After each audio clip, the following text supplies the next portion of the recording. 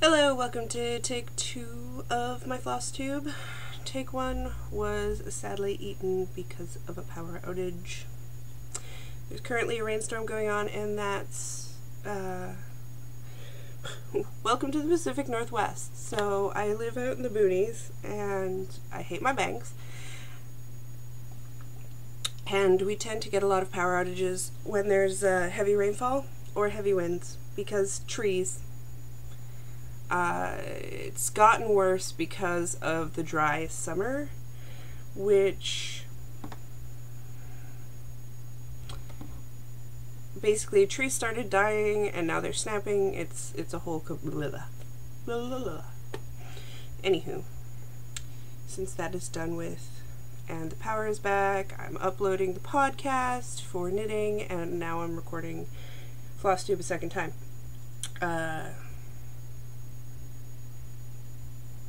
Flosstube a second time. I was unable to record on Friday because of my dog.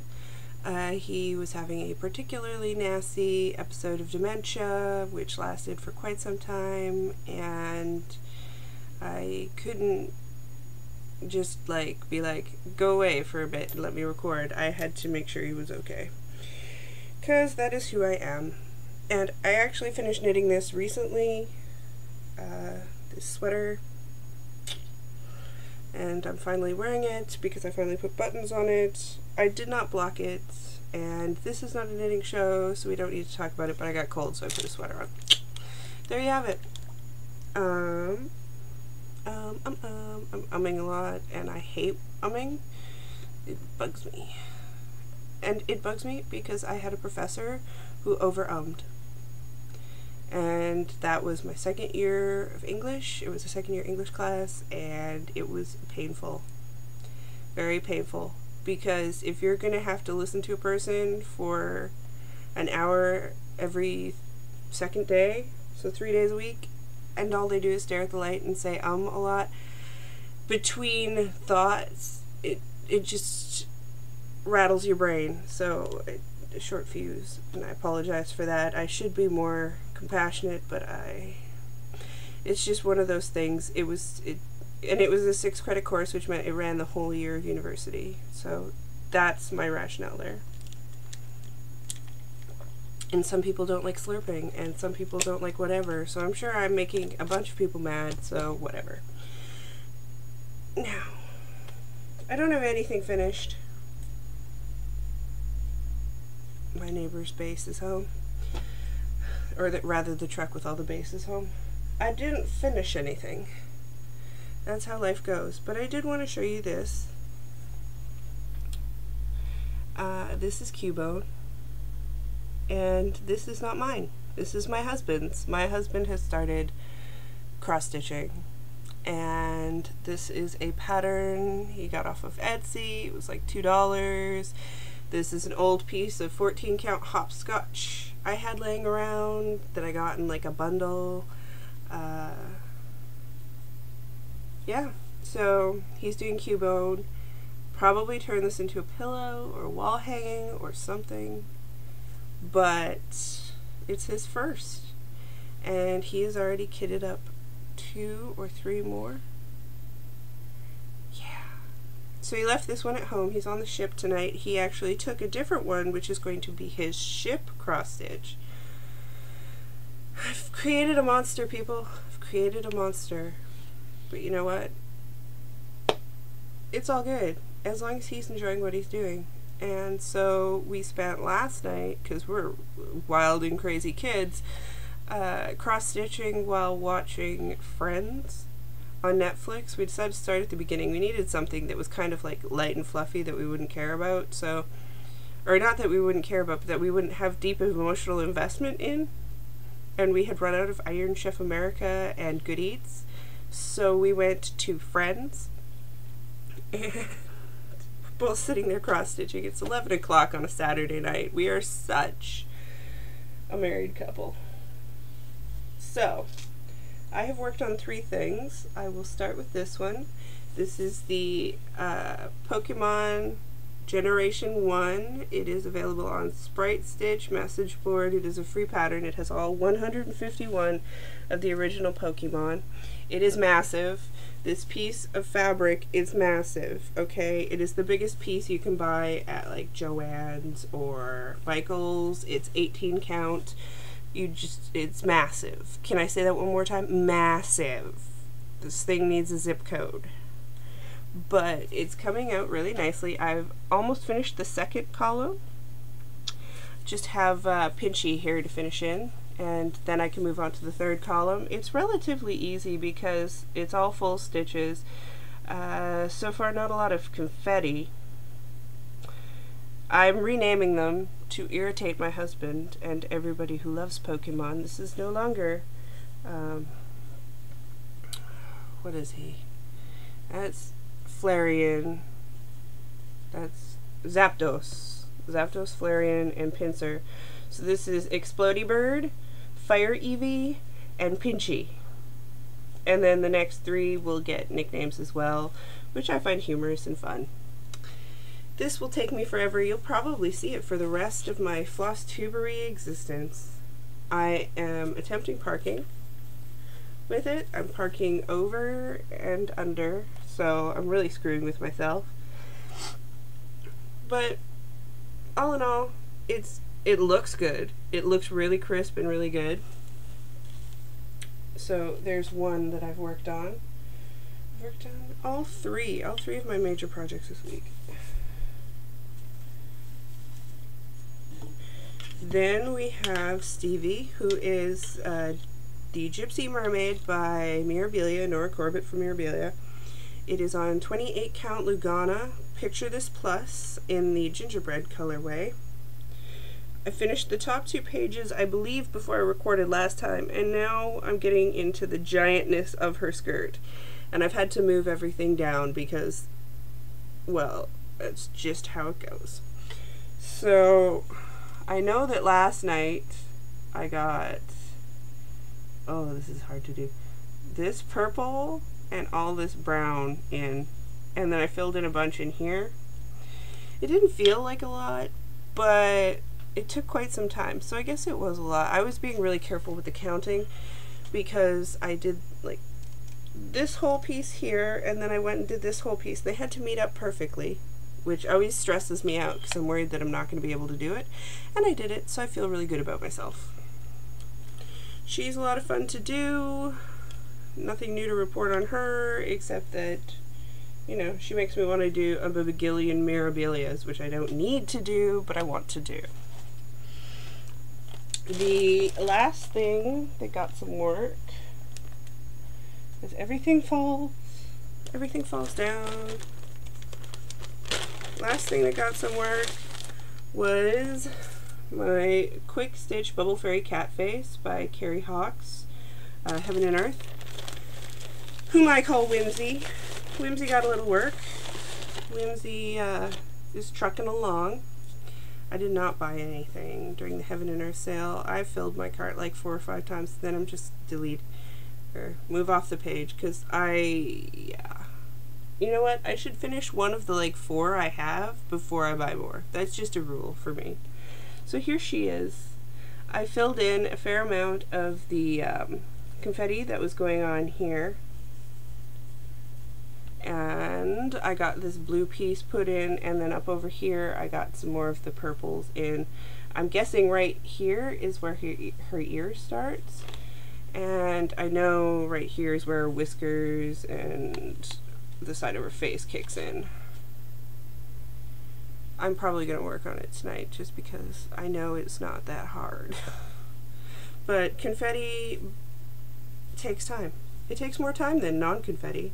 I know this seems like a foreign concept, but I noticed that if I spend 2 hours working on her, I get a lot less done than if I spent 2 hours working on a Mirabilia, because she has more confetti, and she's not even the most confetti-riddled one I've got. There's a fair bit of chunks for her.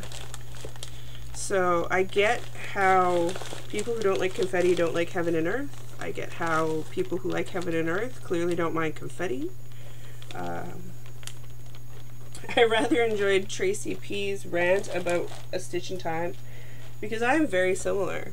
I love that piece, but I will never do it because I saw how many colors went into one block, and I'm already doing an owl that is like that, the Harumphy, and I'm gonna go back to him eventually, but right now I just don't have the brain power. My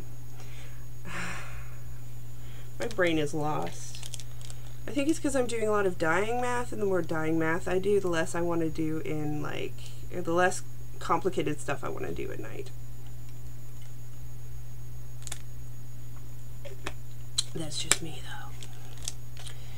So I've got husband cross-stitching and picking up new things. I'm cross-stitching. I did pick up the spring 2016 of Cross Stitch and Needleworks. It has many cute things in it, many cute things that I want to do.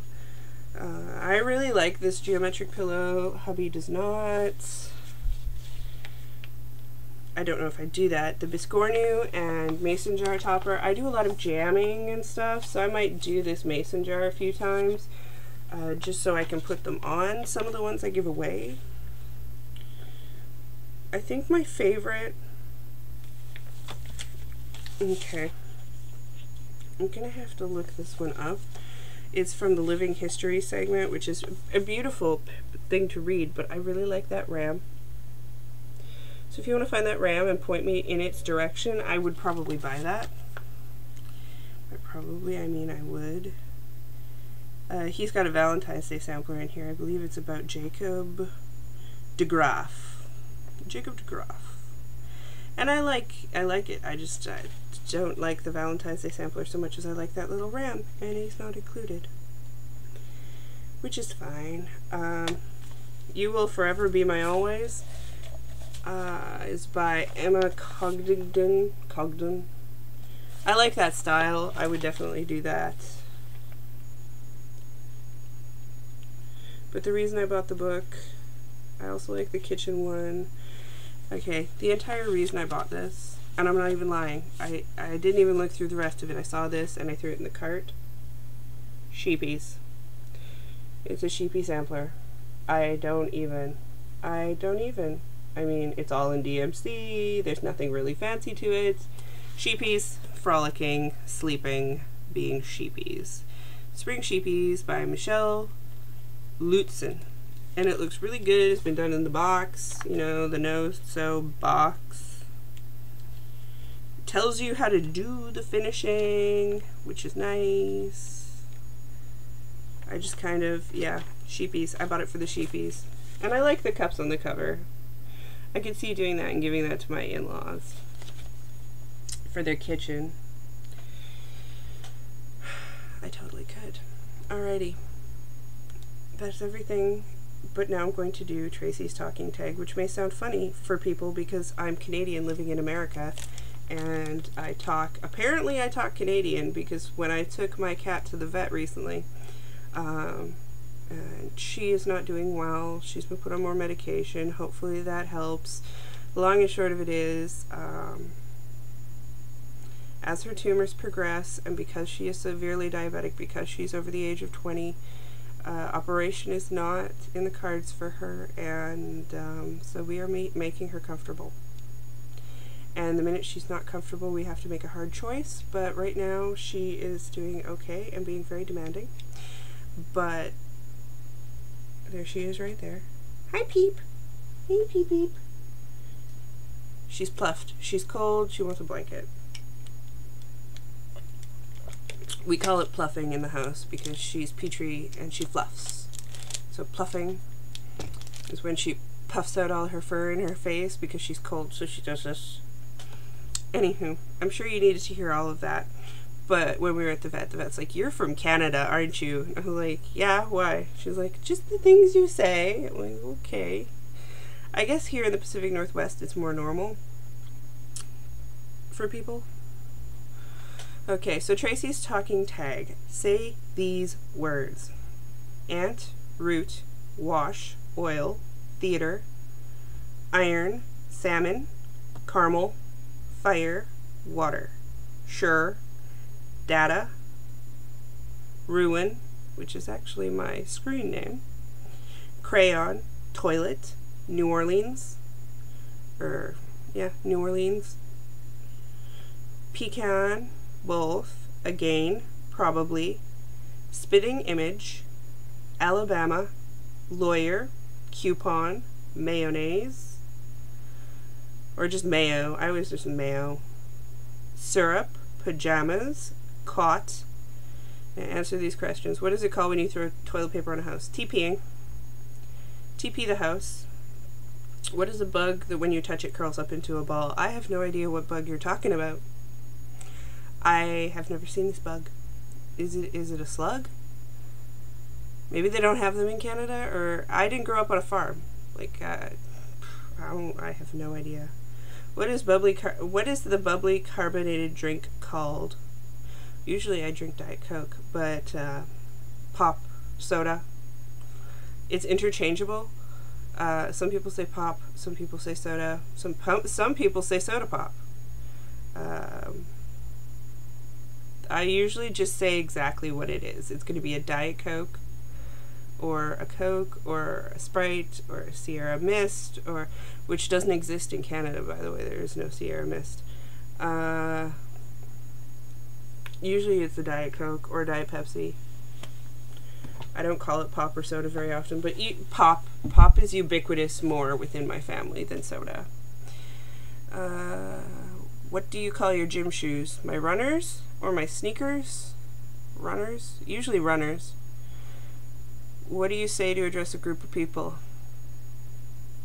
Hi? Hello? People? If it's a group of women, maybe hello ladies or hello women. I don't know. Hi guys. If it's guys, there's a lot of gendering and stuff, so I usually just go with hey, hi. If it's Stampede Week, for some reason I'll say howdy, because I worked in retail and we got to dress up as cowboys during Stampede Week, but that's another thing for another time. Because any Canadians will know that Calgary has Stampede Week, and everyone else is going to be like, what's Stampede Week? Well, it's a giant rodeo week, basically. What do you call the kind of spider that has an oval-shaped body and extremely long legs? Daddy long legs. Or dead. That's what I call them. Dead. Or, rather, ah! It's usually, I hate spiders, and I'm afraid of them, and I scream, and then my husband kills them. Or if he's not around, I spray them. I'm a horrible human being. I spray them with cleaning solution until they're dead, and then wipe them up. Because I don't believe in just smacking them. I have to kill them. What do you call your grandparents? Well, they're both dead. All of them are dead. Didn't really know my paternal ones, but my nan and my grandpa. And now nan is ubiquitous with grandma in my family. Or nanny, nana, nanny. We don't have nannies, we have a nan. And then grandpa. Apparently when I was young I called him papa because I couldn't say grandpa, but I always said grandpa from what I remember. What do you call the wheeled contraption in which you carry groceries at the supermarket? Your cart? Shopping cart? Your grocery cart? Depends. If you're at the grocery store, it's your grocery cart. If you're at Walmart, it's your shopping cart. But now they have Walmart Supercenters, so that's very different. Once I'm done this, I'm going to pause, and then I'm going to splice, because I don't want this to go anywhere. What do you call it when rain falls when the sun is shining? That's a sun shower, and it usually means something, but I don't remember what it means to farmers. What is the thing you change the TV channel with? The clicker or the remote? But generally, it's pass me the clicker, remote, remote, clicker, remote, clicker. It doesn't really matter. They're interchangeable for me. So now we're going to pause. When you've recorded a 20-minute floss tube and it all goes to hell because the power goes out because the rain picked up, when you hear the rain pick up again, you're going to be like, oh, I need to pause. So that's what I did. I was asked a while back to discuss the big differences between floss tube and the knitting community. And I'm going to try and do that now without getting myself in big trouble. It's very hard to do. Flosstube, well, lately it started caring about haul and stuff, but before that it didn't, and that was a big difference. I think Flosstube is a little bit more welcoming to everything as averse to knitting, in that as a knitting podcaster, there is a certain amount of responsibility you have to knit with, you know, hand-dyed, artisanal stuff. You don't really break out the red heart unless it's for a blanket or for a snuggle or something. Generally, you're gonna go with, you know, your hand-dyeds. And that's not a big thing for the Flosstube community. Sure, you can buy hand-dyed silk and stuff. You can do pretty much anything, but no one's going to come down on you if you're using stuff you get from Joann's and Michael's. And kits aren't a big deal. No one really minds if you use 14 count Aida or if you use a 32 count Lugana, or you don't get a 32 count Lugana, a 32 count linen. No one cares. Well, they don't. People care that you're doing stuff and you're enjoying it, but no one's gonna, oh, that, you know. Whereas you will see that a little bit within the knitting community. There is a large push. It's like life's too short to knit with crap yarn, or yarn snobbery, etc., etc. So you're going to find people who are constantly buying yarn that are never going to be able to knit it all. And it's the expensive stuff, and you just, I don't know. For me personally, I had a hard shift with that, and there's been a lot of discussion about classism, privilege, and just generally how acrylic is not necessarily the most hard, disgusting thing, but since that's my method of like making a living, I can't really be like, yay, acrylic, woohoo, because I need people to buy the yarn so I can continue to, you know, fund my habits of knitting and cross stitching and, you know, going out and doing things.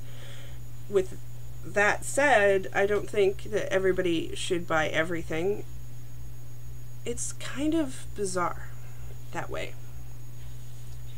Within the community of Flosstube, there isn't groupings so much. People tend to be across the board. Okay, they will mention various places, but they don't seem to be like, here's clump A, here's clump B, here's clump C. With knitting podcasts, I find that much more prevalent. You have a group of people who all know each other, they're over here. You have a group of people, they all know each other, they're over here. These two don't really talk. They don't really acknowledge each other's existence. You got people down here. Like, there are different groups constantly cycling, and I don't know that it's easy for people to maneuver it, and sometimes it feels a little cliquish. Because you'll have one person, so you'll have one group, and they'll do a knit along, and then all of their friends who are podcasters will join in on the knit along, and then all those people like have viewers who are, it's just, I don't know, it seems very cliquish to me. Not that it's gonna, you know, not that I mind, not that it's gonna change anything for me to say it. It's just how it is. And Flosstube seems to be less production heavy. I've noticed within a lot of podcasts recently within the knitting community, there's been a push more and more, like a lot of us who started, and I started a long time ago, and then I took a year sabbatical, so I don't really know where I fit in, but a lot of people really produce the living bejesus out of their podcasts. They've got intros, they've got outros, they got stuff flying at the screen, they got like footers that'll ride across and headers, and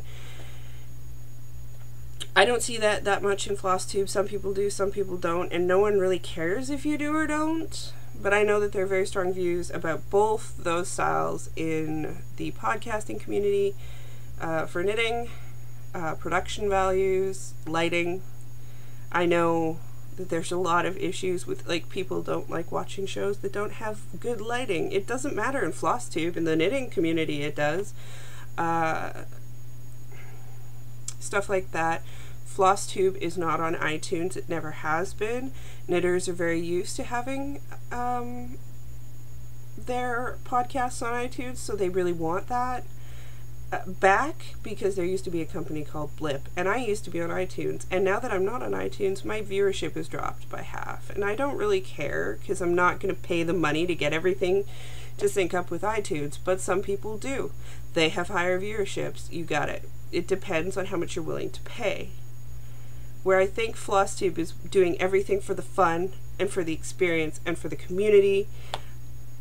People make money off of doing it in the knitting group, in the knitting community. It's that simple. People make money off of it. That is a big difference. The people themselves are really lovely in both communities. I just think that Flosstube is a bit like the kid who welcomes everybody and tries to play with everybody, and the knitting community is the crazy old aunt in the corner with a cat. And I'm usually that crazy old aunt, so I'm not insulting. That is kind of a compliment to the knitting community, but at the same time, that would be my major observation, that there's huge differences. We're all going to talk to each other. We're all going to be nice on Flosstube. And some podcasters do, and that's awesome. And there's a new breed coming in that seems to be very pleasant. I've been out of the game for a while. I only have like 20 episodes of the new podcast for knitting, and it's just different. And I'm hoping that it doesn't change too much, because I like it. I don't know what I'm trying to say there.